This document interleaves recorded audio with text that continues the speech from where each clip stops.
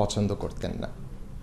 উনি চাইতেন উনার যে অসম্পূর্ণ কাজগুলি আছে সেগুলো আমরা কন্টিনিউ করে মানুষের উপকারে, বাংলাদেশের মানুষের ভাগ্য উন্নয়নে উনার চেতনা বাস্তবায়িত করার ক্ষেত্রে অবদান রাখছে কিনা সেটাই উনার কাছে সবচেয়ে বড় অর্জন হতো।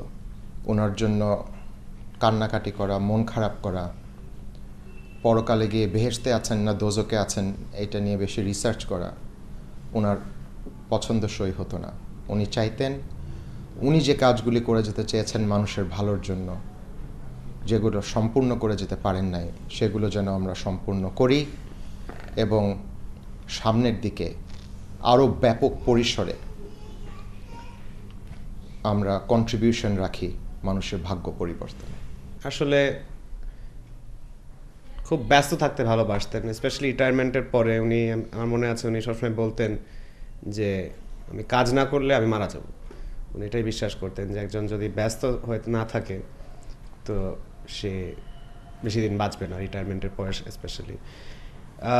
তার মনে আছে যে উনি যাই করতেন পুরো জীবন প্রাণ দিয়ে সবই করতেন। উনি যেমন ধরেন যখন ওনার গার্মেন্টস ছিল, উনি, আমার মনে আছে, রাত 11টা-12টা পর্যন্ত উপরে থাকতেন। আমাদের উপরতলায় গার্মেন্টস ছিল। উনি রাত 11টা, 12টা, 1টা পর্যন্ত উপরে থাকতেন যেদিন অর্ডার যাওয়ার কথা। এবং উনি যদিও ওনার অনেক স্টাফ ছিল, তবুও উনি নিজে কমপ্লিট না করে নিচে আসবেন না। অর্ডারটা বাস থেকে রওনা না হওয়া পর্যন্ত উনি নিচে আসবেন না। মূলত উনি সবসময়, অ্যাজ আই সেড, ব্যস্ত থাকতে খুব ভালোবাসতেন। উনি প্রত্যেক দিন, আমার মনে আছে যে 3টা-4টার আগে অফিস থেকে বাসায় আসতেন না। বাসায় এসে এই ঘরেই বসে ইনফ্যাক্ট প্রত্যেকদিন উনি খেতেন দুপুরে এবং রাতেও। এবং খাওয়ার সময় উনি সবসময় খবরটা দেখতে, নিউজ দেখতে পছন্দ করতেন। বাংলাদেশের খবর প্লাস বিবিসিতে, সিএনএনে বিভিন্ন দেশের খবর। উনি এরকম he like to keep in touch with কী হচ্ছে দুনিয়ায়। সৎ, কর্মনিষ্ঠ, অতি দক্ষ সরকারি কর্মচারী ছিলেন। সারা জীবন উনি আমাদেরকে যে শিক্ষা দিয়েছিলেন যে জীবনে যা কিছু হবে তার সবচেয়ে উচ্চ শিখরে আরোহণ করার চেষ্টা করবে। তিনি তার আগের এক শিক্ষকের উদ্ধৃতি দিয়ে আমাদেরকে বলতেন যে ওনার সেই শিক্ষক ওনাকে বলেছিল যে দুনিয়ায় সবচেয়ে বড় যদি হওয়ার চেষ্টা করবে, যদি চোর হও তাহলে সবচেয়ে বড় চোর হবে।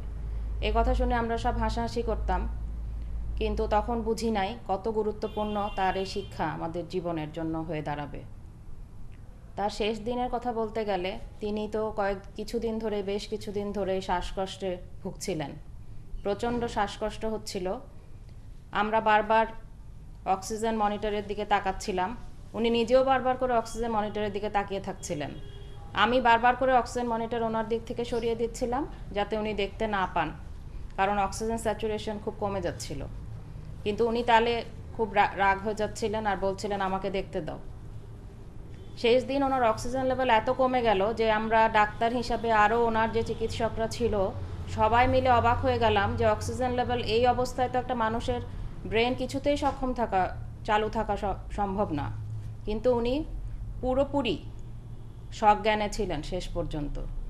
এবং শেষ যখন ওনাকে রাত 12টার সময় আমরা ছেড়ে আসি হসপিটালে, তখন ওনাকে গ্রেপ জুসের সাথে মিশিয়ে আমি একটা ওষুধ খাইয়ে দিয়েছিলাম, যে ওষুধটা ওনার লাংসের জন্য খুব দরকারি ছিল। কিন্তু উনি জেনে শুনে সে ওষুধটা কখনোই খেতেন না। উনি বলতেন এটাতে আমার রিয়াকশন হয়। এবং সেই যে আমার দিকে চোখ মেলে তাকালেন, সেই তার শেষ চাওয়া। এরপরে আর তাকে আমরা জীবিত অবস্থায় দেখিনি, কারণ যখন খবর পেয়ে আমরা ছুটে গেলাম তখন অলরেডি উনি ডেড। আমরা আশা করব তার আদর্শে তার পরিবারের যারা আছে সবাই সে আদর্শে অনুপ্রাণিত হয়ে তাদের জীবনযাপন করবে। তিনি যাদেরকে এবং ভবিষ্যৎ বংশধরদেরকে রেখে গেছেন সবাই তার পদচিহ্ন অনুসরণ করে চলবে, এই আমার আশা। আল্লাহ তাকে বেহেশতবাসী করুক। যে জিনিসটা সবচেয়ে বেশি মিস করি সেটা হলো যে আমাদের জন্য বিরাট আশ্রয়ের জায়গা ছিলেন। যেমন আমি যখন ব্যাংকক এয়ারপোর্ট রাইটে আটকে গেছিলাম তখন আব্বুকে ফোন করে আমি বলছিলাম যে কি হবে, কবে ফিরবো। আর আব্বু আমাকে আশ্বাস দিয়েছিলেন যে অ্যাম্বাসেডারের সাথে কথা বলেই হোক আর যেভাবেই হোক যে অবশ্যই শিগগিরই ফেরত আসার ব্যবস্থা করবেন। আর যেটা করতেন আমাদের সারা জীবনেই, সেটা হলো যে অসম্ভব ইন্সপিরেশন যোগাতেন, যে যেটা হয়তো কল্পনার বাইরে সেইটা যাতে আমরা ড্রিম করতে পারি। যেমন আমি আইবিএ থেকে পাশ করেছিলাম, কিন্তু আব্বু সবসময় বলতেন যে আমি খুব ভালো জায়গায় এমবিএ করতে পারবো, আর এনকারেজ করতেন এবং সব দিক দিয়ে সাপোর্ট করতেন যে সব টপ ইউনিভার্সিটিগুলোতে যাতে অ্যাপ্লাই করি। এবং শেষ পর্যন্ত হয়েছিল কলাম্বিয়াতে, এবং আব্বুই সবচেয়ে বেশি খুশি হয়েছিলেন। এখন যেটা সবচেয়ে বেশি মনে পড়ে সেটা হলো শেষ দিনগুলোর কথা। লাস্ট 1 মাসে অনেক টাইম স্পেন্ড করতে পেরেছিলাম আব্বুর সাথে, এক এক দিন 6-7 ঘন্টা ধরে। তখন অনেক ধরনের কথাই বলতেন, কিন্তু এরকম কনফিডেন্স আর এরকম বাঁচার ইচ্ছা খুব কম মানুষের মধ্যেই দেখেছি। সারা জীবন তার কাজ করেছে আমাকে মুগ্ধ এবং উৎসাহিত। আমি তার একমাত্র নাতনি হয়ে তার ফুটস্টেপস ফলো করতে চাই। সবসময় তিনি আমাদের পড়াশোনায় ভালো করতে বলতেন এবং ভালো করলে খুশিও হতেন। মাঝে মাঝে বাসায় ফল, চকলেট ইত্যাদি নিয়ে আসতেন আমাদের জন্য। বাইরের দেশে গেলে সবসময় কিছু না কিছু আনতেন আমাদের জন্য। আমরা আজ সেই ভালোবাসা থেকে বঞ্চিত। আমরা তাকে অনেক মিস করি। যদিও আজ তিনি আর নেই, তিনি চিরকাল বেঁচে থাকবেন আমাদের মনের মাঝে। কাজী আজহার আলী আমার শ্বশুর ছিলেন। উনি আমার শ্বশুর ছিলেন বটে, তবে ছোটোবেলায় বাবা মারা যাওয়ার ফলে আমার বিয়ের পরে ওনার মধ্যে আমি সত্যিকারের অর্থে একটা বাবার ফিগার পেয়েছিলাম। আব্বুর সাথে আমার সম্পর্কটা ছিল সুন্দর, টিপিক্যাল শ্বশুর বউ সম্পর্ক থেকে খানিকটা ভিন্ন। উনি যেমন আমাকে স্নেহ করত, অনেক সময় শাসনও করতো নানা ক্ষেত্রে। সবাই জানে আব্বু ছিলেন সাংঘাতিক একজন আদর্শবান ব্যক্তি। আমার এই প্রায় 13 বছর ওনার সাথে সম্পর্কের থেকে ওনার যে মেইন প্রিন্সিপালগুলো আমার মাথায় আসে, মেইন প্রিন্সিপাল আমি ওনার থেকে যা মেইন শিখতে পেরেছি বা যেই জিনিসগুলো উনি বড় মনে করতেন বুঝতে পেরেছি, কয়েকটা কথা বলি। একটা আমার কাছে মনে হতো পারসেভিয়ারেন্স। উনি খুবই বিশ্বাসী ছিলেন ইন দ্য ফ্যাক্ট দ্যাট কিছু চিন্তা করলে বা কিছু চাইলে ওটার জন্য চেষ্টা করতে হবে, অপ্রাণ চেষ্টা করে যেতে হবে, ডিলিজেন্টলি খেটে চেষ্টা করেই যেতে হবে। উনি সহজে নো বলে নো হবে না এই জিনিসটা গ্রহণ করতে রাজি ছিলেন না কোনো সময়। এবং আমাকেও বলতে চেষ্টা করেছে, এবং ওনার প্রতিদিনের কার্যক্রমেও আমি বুঝতে পেরেছি, এভিডেন্স পাওয়া গেছে সবসময় যে উনি কিছু চেলে একটা টার্গেট সেট করলে ওটার অপ্রাণ চেষ্টা করেই যেতেন।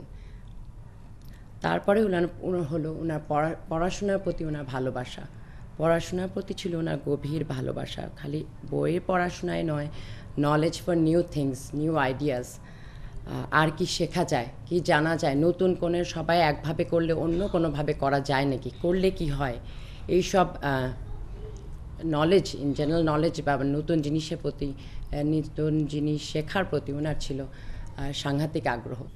লাস্টলি ওনার ট্রু মানুষ হওয়ার সবাই লোকজনকে, আশপাশে পাড়া প্রতিবেশী আত্মীয় স্বজনকে সাহায্য করা, এটা ওনার মধ্যে আমি সবসময় দেখেছি। এবং সবারই চিন্তা ছিল আব্বুর চিন্তা, everyone's business was his business. অন্যরা কেউ পছন্দ করতো আর না করতো, সবার ব্যাপারে উনি আগাবেই, সবার ব্যাপারে একটা ওনারা মন্তব্য থাকবে, একটা উপদেশ দিতে চেষ্টা করবেই, উনি যেটা ভালো মনে করতো। এই 3টা আদর্শ আমি নিজের জীবনে তো চেষ্টা করবই ধরে রাখতে, ইমপ্লিমেন্ট করতে, এবং আমার 2 ছেলের জীবনেও আমি অপ্রাণ চেষ্টা করছি এবং করব ধরে রাখতে। ওনার সাথে আমার প্রথম দেখা 1997 সালে ফেব্রুয়ারি মাসে, আমার বিয়েরও আগে, ম্যাসাচুসেটসে, আমেরিকার ম্যাসাচুসেটস স্টেটে কেমব্রিজ শহরে উনি একটা কাজে মিটিংয়ে গিয়েছিলেন মনে হয়। ওখান থেকে উনি বিশেষভাবে একটা ট্রিপ স্কেজুল করে, নিউ ইয়র্কে মিটিংয়ে গিয়েছিলেন, ওয়াশিংটনে মনে হয়, একটা ট্রিপ স্কেজুল করে এসেছিলেন দেখা করতে। তো আমার আগের থেকে বলা ছিল, আমি অফিসের পরেই ওনার জন্য ট্রেন স্টেশনে অপেক্ষা করছিলাম। দেখি স্নোতে উনি কোনোভাবে ট্রাচ করে আসছে, একজন বয়স্ক লোক। আমার ওনাকে আগে ওনার চেহারা বা কিছু স্মরণ নাই, টুপি পরে, কোট পরে। তো এসে বললো, আমিও কিছুক্ষণ তাকিয়েছিলাম, বললো তুমি কি মালা? আমি বললাম জি। এরপরে আমরা বম্বে ক্লাব নামে একটা ইন্ডিয়ান রেস্টুরেন্টে উনি আর আমি খেতে গেলাম ডিনারের উদ্দেশ্যে। তাও 2-3 ঘন্টা সেদিন পার হয়ে গেছিলো, আমার মনে আছে। উনি দেখা হওয়ার পরে বলল, মালা আমি কিন্তু তোমাকে, শান্তনু বলে ডাকতেন আমার হাজব্যান্ডকে, যে শান্তনু তো প্রকাশ করেছে তোমার সাথে বিয়ের কথা, তো আমি কিন্তু তোমাকে দেখতে আসিনি, খালি আমি এসেছি তোমার একটা জিনিস ভেরিফাই করতে। বললাম জি বলেন। ওনাকে তো আমি তখন তো আব্বু বলে ডাকতাম, জি বলেন কী জিনিস। তো বললো আমি খালি জানতে চাই আমার ছেলে কি তোমাকে সব বলেছে নাকি নিজের ব্যাপারে, ও কি সম্পূর্ণভাবে তুমি জানো ওর ব্যাপারে সব কিছু? তুমি যদি কিছু জানতে চাও যেটা তোমার কাছে আনঅ্যান্সার্ড আমাকে জিজ্ঞেস করো, আমি বলবো, এই জন্যই আমি এসেছি। তো আমার মনে হয়েছিল সেদিন, এটা তো পরবর্তীতে ওভার দ্য ইয়ার্স দেখেছি, এটা তো টিপিক্যালি সবসময় সবাই বলে ওঠে না। তো নিজে সেদিন নিশ্চয়ই আমাকে নিজের মেয়ের মতো ভেবে বা আমার ভালো ভেবে সেদিন বলেছিল। এটাই আমার স্মরণ করি, খুব ফন্ডলি স্মরণ করি এই কথাটা যখন মনে পড়ে। সেদিন বসে বসে উনি ওদের জন্ম থেকে শেষ আমার সাথে দেখা হওয়ার আগ পর্যন্ত সামারাইজ করলো কোথায় কী থেকেছিল এবং কী কী প্রিন্সিপালস উনি ওনার ছেলে মেয়েদের মধ্যে দিতে চেষ্টা করেছে, কোনটা ওনার মনে হয় হয়েছে, কোনটা মনে হয় নাই, ওনার কী শর্টকামিংস মনে হয়, অনেক কিছু শেয়ার করেছিল। তারপরে মনে পড়ে 1998-এ মার্চ এপ্রিল মাসে আমার বিয়ে প্রায় বছরখানেক হয়ে আসছে। ওই সময়টা আম্মু, আমার শাশুড়িকে বলতাম, আম্মু তো উনি অসুস্থ ছিলেন অনেক, তো হাসপাতালে, আমাদের হাসপাতাল বাড়ি নিয়ে এভাবে আমার দিন যাচ্ছিল। তো ওই সময়টা আমার চাকরিরও কয়েক বছর হয়ে গেছে, আমি গ্র্যাজুয়েট স্কুলে অ্যাপ্লিকেশন করছিলাম। তো প্রায় দেখা যেত উইকেন্ডে সকালে হাসপাতালে গ্র্যাজুয়েট স্কুলের অ্যাপ্লিকেশনের কাগজপত্র নিয়ে চলে আসতাম। সকাল থেকে সন্ধ্যা রাতে ওই হাসপাতালে আছি, কিছু গল্প করছি আমার শাশুড়ির সাথে, কিছু অ্যাপ্লিকেশন করছি, টাইপ করছি, আবার ওখানে শুয়ে ঘুমাচ্ছি, এভাবে কাটছিল। তো ওনারা দেখছিল, অ্যাপ্রিসিয়েট করছিল, কোনো সময় না করেনি যে অ্যাডমিশন হয় নাকি না হয় পরের ব্যাপার, তো অ্যাপ্লিকেশন অবশ্যই করো, তোমার যা যা দরকার অবশ্যই করো, সময় লাগলে বাসায় গিয়ে করো, অফিসে গিয়ে করো। তো এই মাসে অ্যাপ্লিকেশন করে টোরে মাস 2 পরে না এপ্রিলে, 98-এর এপ্রিলে সব রেসপন্সগুলো আসা শুরু করলো। তো আমার তো কয়েকটা টার্গেট ইউনিভার্সিটি ছিল যে ওখানে আমি হলে আমার হয়েছে কাজ, ওখানে যেতে চাই, বা স্কলারশিপটা হলে যাক। তো 98-এ আমার ওই একটা টার্গেট স্কুল ব্রাউন ইউনিভার্সিটি রেসপন্সটা আসলো সেদিন অফিসে, মেলটা এসেছিল।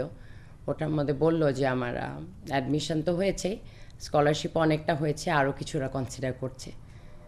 এটা শুনে আমি বিশালভাবে খুশি। সেদিন সারাদিন দুপুরে অফিসে মেল পেয়ে কাউকে বলি হয় না হয় অনেক চিন্তা দুশ্চিন্তা, যাওয়া কি হবে, তবে আমি খুবই খুশি, এবার তো আমার উপায় হয়ে গেছে, আমার পিএইচডি হয়ে যাচ্ছে। তো বাড়ি ফিরলে তো চিন্তা হচ্ছিল ট্রেনে বাড়ি ফেরার সময়, তখন অনেকে যে এখন অবস্থাটা এরকম, আমার শাশুড়ির শরীরটা প্রায় দিনই ভালো প্রায় খারাপ, কিছুই বলা যায় না। এখন ওনার বাড়িতে কেয়ার হলে তো অবশ্যই উপকার হয়, অফিসের পরে যতটুকু সময় পাই ওনার যদি সেবা করতে পারি, চেষ্টা করছিলাম, তো অবশ্যই ওটা তো হেল্প হচ্ছে। এখন যদি আমি চলে যাই ইউনিভার্সিটিতে পিএইচডি করতে, তাহলে এতটুকু ঘাটতি হবে। তো এইসব আশঙ্কা নিয়েও সেদিন না পারলাম না খবরটা বা ওনাদের থেকে রাখতে। সন্ধ্যাবেলায় আম্মুরা ফ্রেমিংহাম শহরে মেট্রো ওয়েস্ট হসপিটাল উনি তখন ছিলেন, বাসা থেকে কাছেই। তো মেট্রো ওয়েস্ট 3rd ফ্লোরে, আমার মনে হয় 4th ফ্লোরে 400 কিছু একটা নাম্বার ক্যাবিনে, আমার এখনও খেয়াল পড়ে ওই ক্যাবিনটা। যাই হোক, ওনারা সন্ধ্যাবেলা একত্র হতাম সব, আমরা অফিস থেকে এসে আমার শ্বশুর আসতেন, এটা ওটা নর্মাল আলাপ সালাপ করে দিন কেমন গেল ওনাকে জিজ্ঞেস করে বললাম, আমার তো একটা খবর আছে। কি খবর? কিছু শুনলে কি খবর, কি নিয়ে?